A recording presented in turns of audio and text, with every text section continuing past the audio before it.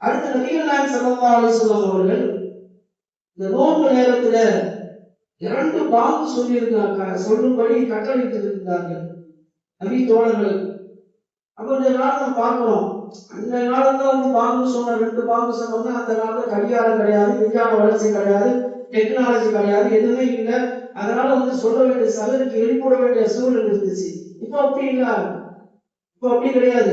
எங்க படுத்தாலும் நம்ம சொன்ன டயத்துக்கு எழுப்பி விட்டுரும். சில செல்லு மொபைல் எழுப்பி விட்டுரும். அலாரம் வச்சோம்னா போதும். எத்தனை அலாரம் வேணா வச்சுக்கலாம். 5 நிமிஷம் பொழுது 5 நிமிஷம் அடிச்சுட்டே இருக்கும். அந்த மாதிரி வச்சுக்கலாம். அந்த காலத்துல அப்படி இல்லை. அதனால அப்படி செஞ்சா அப்படியா?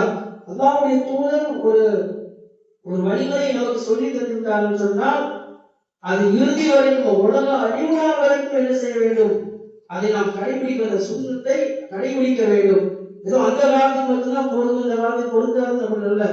அது அந்த சுண்ணத்தை யாருமே பெரும்பாலும் கடைபிடிப்பதில்லை. அவர் நபிகள் நாயகம் ஸல்லல்லாஹு அலைஹி சொன்னார்கள், பிலால் ரலியல்லாஹு அவர்கள் பாங்கு சொல்வார்களானால் நீங்கள் உண்ணுவதையும் குடிப்பதையும் நிறுத்தி விடாதீர்கள். எதற்காக சொல்கிறார்கள் சொன்னால் தூக்கத்திலிருந்து எழுப்புவதற்காக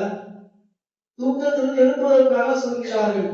நீங்கள் தொழுதுட்டு இருந்தால் தொழுகையை முடிப்பதற்காக சொல்கிறார்கள்.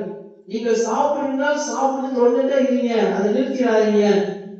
அப்துல்லா இப்னு உம்மி மக்தூம் அவர்கள் வாங்க சொன்னால் நீங்கள் என்ன செய்யுங்க? சதரை நிறுத்தி உணவு அருந்துவதை நிறுத்திக் கொள்ளுங்கள். அவர்கள் ஃபஜ்ருக்காக வாங்க சொல்கிறார்கள். அப்படின்னு நபிகள் நாயகம் ஸல்லல்லாஹு அலைஹி வஸல்லம் சொல்கிறார்கள். அப்ப இந்த விஷயத்துல நாம் என்ன செய்ய வேண்டும்? கடைபிடிக்க வேண்டும். நம்முடைய அமல்கள், நாம் செய்யக்கூடிய ஒவ்வொரு வணக்க வழிபாடும் அல்லாஹ்விடத்தில் அங்கீகரிக்கப்பட வேண்டும் என்று சொன்னால் எந்த விதமான புதுமையான எந்த விஷயமும் உங்களை புகுத்தி விடக்கூடாது. அல்லாஹ்வுடைய தூதர் சொல்கிறார்கள்,